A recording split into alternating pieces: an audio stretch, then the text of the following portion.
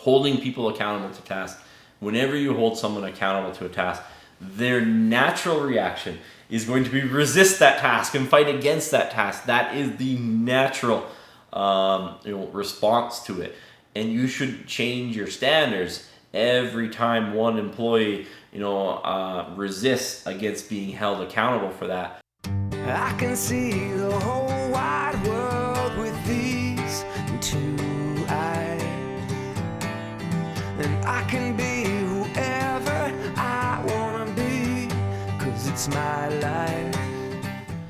Hi, thanks for joining us for another episode of Ask Spurrell CPA. Today, as the Edmonton Business Coach, we're talking about how progress without friction is fiction. Again, as the Edmonton Business Coach, we're talking about how progress without friction is fiction. I have Michael here with me today. So Michael, have you ever seen a company or worked in a company where 100% of the customers were satisfied all of the time? No. Have you ever seen a business, worked in a business where 100% of the employees were 100% happy all of the time? Maybe in their dreams. In their dreams, yeah.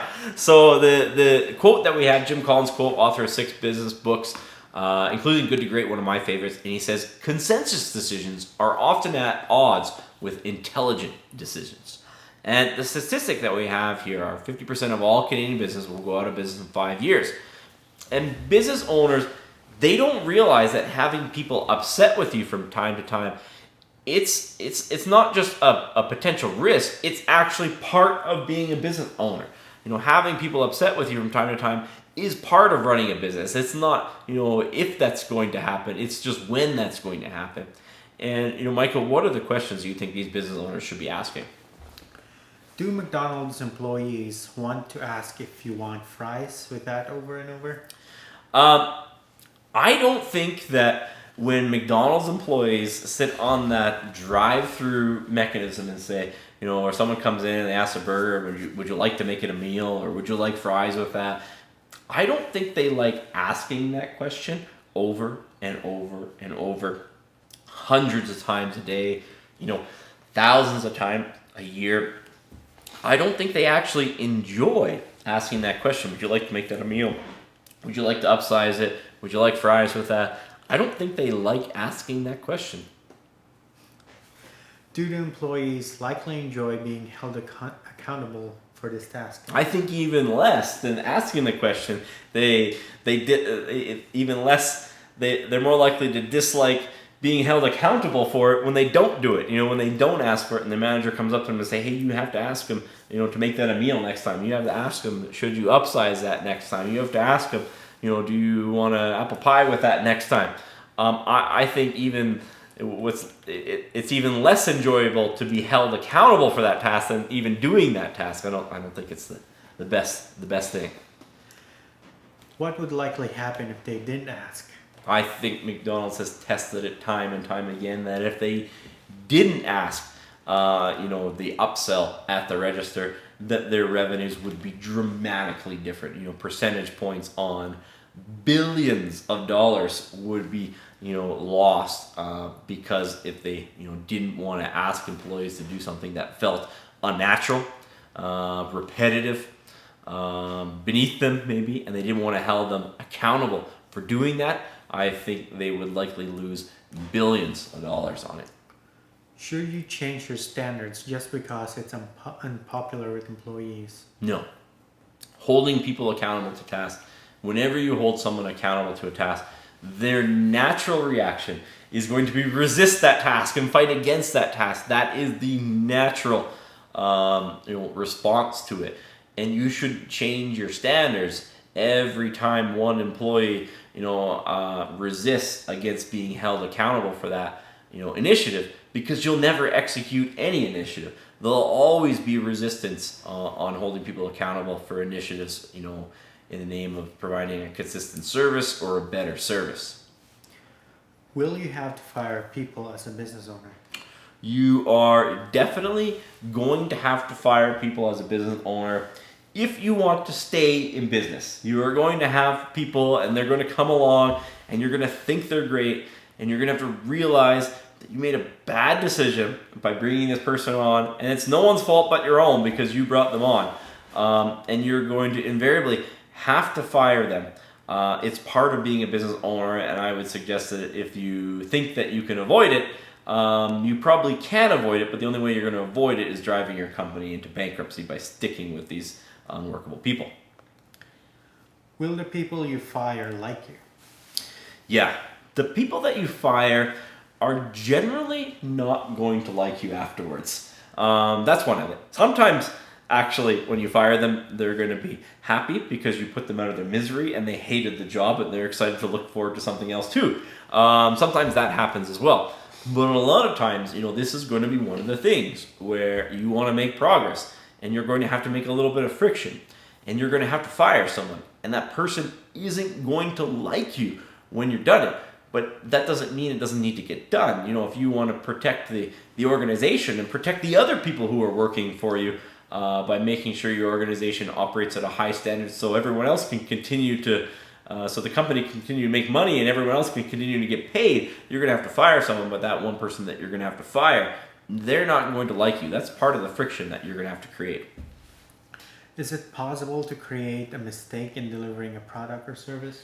It's certainly possible. In fact, I think it's impossible to never make a mistake in any product or service. So I think no matter what you ever do, whether you're building a product or you're doing a service, if you execute that at, the best you could ever do, and you build, processes and templates and checks and balances in there, it's impossible to deliver any product or service at 100% success rate. You are going to just flat out make some mistakes. That's just going to happen. So whether that failure rate is 1 in 10 or even 1 in 100, you're always going to have some sort of failure rate. And I would suggest that if you got something that you're executing at a 95% success rate, in most businesses, that's phenomenal. That's super ordinary. That's better than anybody who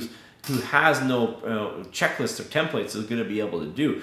But you have to realize that you are going to make some mistakes sometimes. Will this often create unhappy customers? Mm-hmm. It will. So you're going to send that person your deficient product. Even though you built the other 99 well, you're going to send that person your deficient product, and they're not going to be all that happy with it. Or you have a service-based business and you've done everything you can to train the people, to make sure the work is checked over and you're following up with customers. But you're gonna make some mistakes, and that's going to create some unhappy customers. And that's something that should be expected. If you grow a business to any size, there's going to be that bit of friction. And it's not because you've done anything wrong. It's just because you're not a robot. You're not a machine. And neither are the people that you're hiring. They're not a robot. They're not a machine. You're going to create that little bit of friction. And you just have to ask yourself, is this because the product or service is deficient and we don't have enough quality or control on it? Or is this just because nothing is ever going to be perfect and we're going to make some mistakes, and this mistake was in a acceptable margin of error, so to speak?